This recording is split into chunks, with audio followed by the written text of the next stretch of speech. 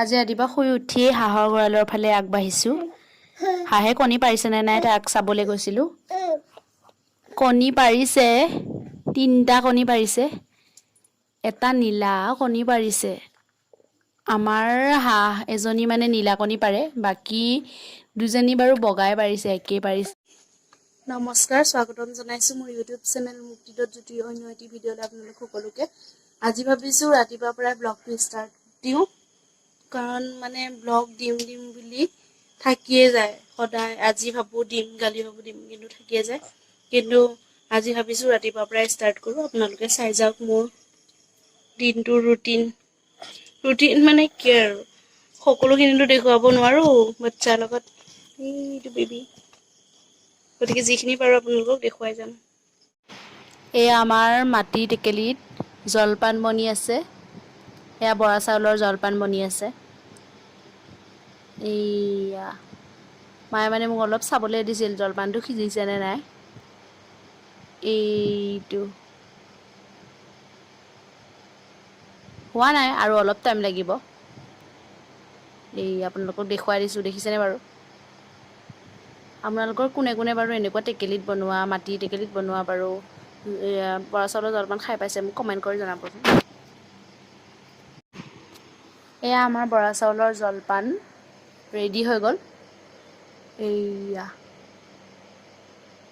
এতিয়া মানে বাকিবলৈ লৈছে জলপানটো। বাকিব আৰু এতিয়া। তাৰ পাছত আমি খাম। কেনেকুৱা হৈছে চাওকচোন বস্তুটো। দেখিয়ে মানে ভাল লাগে।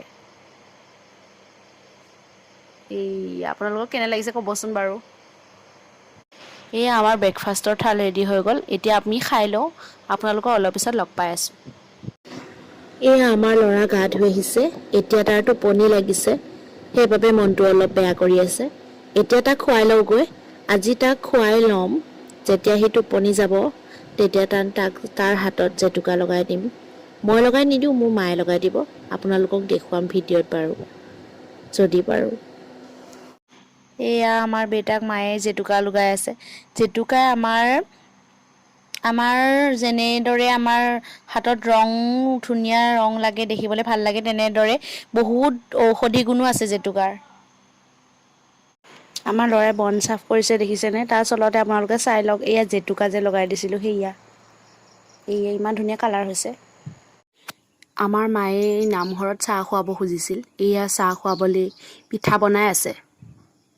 এয়া কি পিঠা আপোনালোকে চিনি পাইছেনে বাৰু? আপোনালোকৰ তাত কি কয় বাৰু এয়া? এয়া আমাৰ ইয়াতে হুকুমা পিঠা বুলি কয়, সোণাপুৰত। হুকুমা পিঠা বুলি কয় এইটো।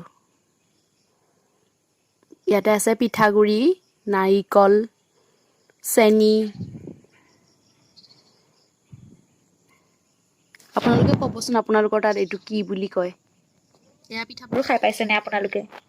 জনাবচোন, আৰু ৰেচিপি লাগে যদি ক'ব। এইজনী মোৰ আইতা হয়, মানে মোৰ দেউতাৰ মাক। এইজনী আমাৰ আইতা।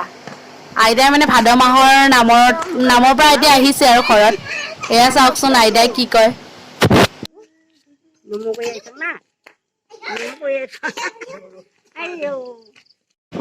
আজি মানে বেটাই অলপ আমনি কৰি আছিলে। আবেলি মানে ঘৰত কোনো নাছিল যে, এইবাবে আমনি কৰি আছিলে। মাও গৈছিলে ভাদমহীয়া নামত, আৰু মানে নামঘৰতো ওচৰতে যে, সেইকাৰণে সদায় ভাদমহীয়া নামত যায়।